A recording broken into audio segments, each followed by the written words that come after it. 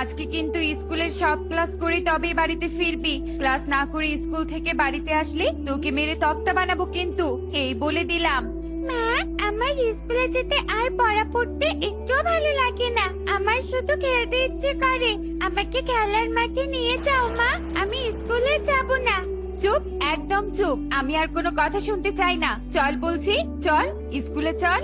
এই বলে কাকুলি জোর করে কুহুকে নিয়ে স্কুলের দিকে চলতে থাকে। এভাবেই বেশ কিছুক্ষণ কেটে যায়। ওরা মা মেয়ে স্কুলে এসে পৌঁছায়। কুহু, যা গিয়ে ক্লাসে বস। যা, তুই ক্লাসে যাবি, তারপর আমি এখান থেকে যাব। ঠিক আছে মা, যাচ্ছি। এই বলে কুহু স্কুলের গেট থেকে ক্লাসে চলে আসে। এই দেখে কাকুলি আর কিছু না বলে সেখান থেকে চলে যায়। মা চলে গেছে, এদিকে ম্যামরাও ক্লাসে আসেনি। এই সুযোগে স্কুল থেকে বেরিয়ে মাঠে যাই। যে কথা সেই কাজ। কুহু স্কুল থেকে বেরিয়ে মাঠে চলে আসে আর অনেক মজা করে মাঠে খেলতে থাকে। এভাবেই আরো কিছুক্ষণ কেটে যায়। কি ব্যাপার, কুহু এখনো আসছে না কেন? এতক্ষণে তো স্কুল ছুটি হয়েছে। যাই তো, গিয়ে দেখে আসি তো ওর আবার কিছু হলো কিনা। আরে বিউটি ম্যাডাম, আপনি এখানে? হ্যাঁ দিদি, তোমার মেয়ের নামে নালিশ করতে এসেছি। আজকে তোমার মেয়ে স্কুলে কেন যায়নি? হ্যাঁ, স্কুলে যায়নি মানে? আমি তো ওকে স্কুলে রেখে এসেছি। তুমি রেখে এসেছো? তাহলে স্কুল থেকে অন্য কোথাও পালিয়ে গিয়েছে। তোমার মেয়ে দু একদিন পর পর এমনটাই করে, আরো হোমওয়ার্কও বেশি একটা দেয় না। এমনটা চলতেই থাকলে আমি কি স্কুল থেকে বের করে দেব।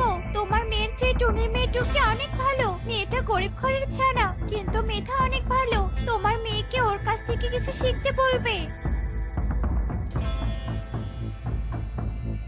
কুহু স্কুলে ছিল না, আজও বাড়িতে আসুক, ওকে দেখাবো মজা। ওর জন্য বিউটি ম্যাডাম আমাকে অপমান করেছে, তাও আবার ওই গরিব টুনির সাথে তুলনা করে।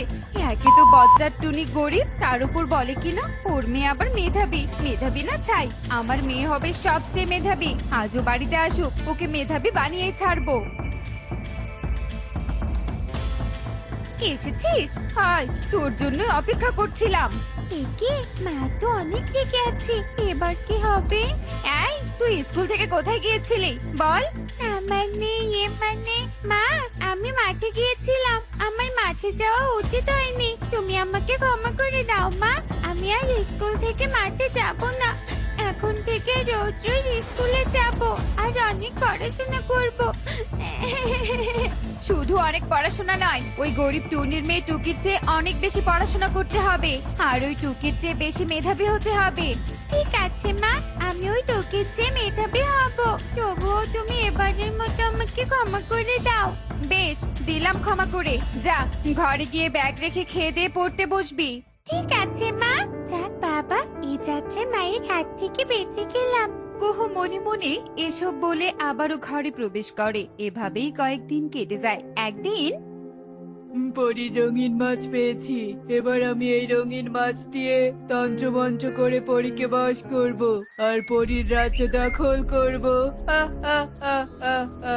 তান্ত্রিক এভাবে বলতে থাকে আর সামনের দিকে চলতে থাকে। ঠিক তখনই কিছুটা দূরে থাকা একটা সাপ তান্ত্রিকের হাতে রঙিন মাছ দেখে বলতে থাকে, ও মা, রঙিন মাছ! এমন মাছ তো আমি আগে কখনো দেখিনি। মনে হয় ওই মাছটা খেতে অনেক সুস্বাদু লাগবে। যাই, ওই পাখির কাছ থেকে মাছটা কেড়ে নেই। এই পাখি, এই, তোর হাতের এই রঙিন মাছটা আমাকে দিয়ে দে, নয়তো আমি তোকে দংশন করব। সাপ, তোর এত বড় সাহস! তান্ত্রিকের পথ আটকে রঙিন মাছ চাষ? দাঁড়ে বেটা দাঁড়া, তোকে দেখাচ্ছি মজা। এই বলে তান্ত্রিক রেগে হাতে থাকা রঙিন মাছের জারটা মাটিতে রেখে মাটি থেকে একটা লাঠি তুলে নেয়। এই দেখে সাপ ভয়ে ছুটে পালাতে থাকে আর তান্ত্রিকও সাপের পিছু পিছু ছুটতে থাকে। তখনই টুনির মেয়ে টুকি ওই রঙিন মাছের জারের কাছে আসে। আরে, আমি কি দেখছি? এটা তো একটা রঙিন মাছ। মাছটাকে দেখতে কি সুন্দর লাগছে। যাই, মাছটাকে নিয়ে বাড়িতে চলে যাই। কেরে তোকে, তুই এই রঙিন মাছটা কোথায় পেলি? আমি এই মাছটাকে একটা ঝোপের আড়ালে খুঁজে পেয়েছি রে। কি সুন্দর মাছটা খুঁজে পেয়েছিস? এই মাছটা দিয়ে তুই কি করবি? তোরা তো অনেক গরিব, তোদের ঘরে এরকম মাছ রাখলে মানাবে না। এর থেকে তুই মাছটা আমাকে দিয়ে দে। না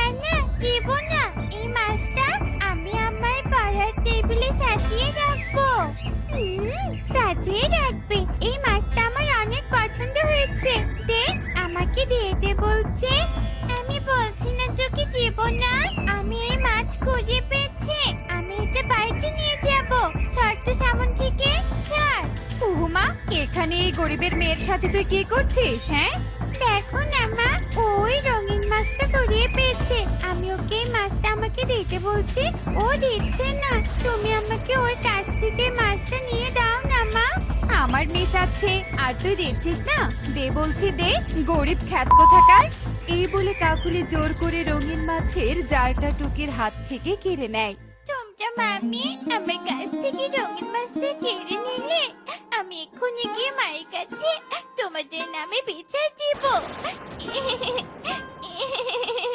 এই বলে টুকি কাঁদতে কাঁদতে চলে যায়। কুহু আর কাকুলি টুকিকে কাঁদতে দেখে খুশি মনে সেখান থেকে চলে যায়। এদিকে তান্ত্রিক সাপকে তাড়িয়ে সেখানে চলে আসে আর রঙিন মাছকে না দেখে এদিক ওদিক খুঁজতে থাকে। এভাবেই বেশ কিছুক্ষণ কেটে যায়। টুকি বাড়িতে এসে ওর মাকে সব কথা খুলে বলে। তারপর ওর মা সহ কাকুলির বাড়িতে চলে আসে। দিদি, তুমি এটা কি কাজ করেছো? আমার মেয়ের হাত থেকে রঙিন মাছ কেড়ে নিয়ে তোমার মেয়েকে কেন দিয়েছো? আমার মন চেয়েছে তাই দিয়েছি। তুমি ওই কাজটা মোটেও ঠিক করনি।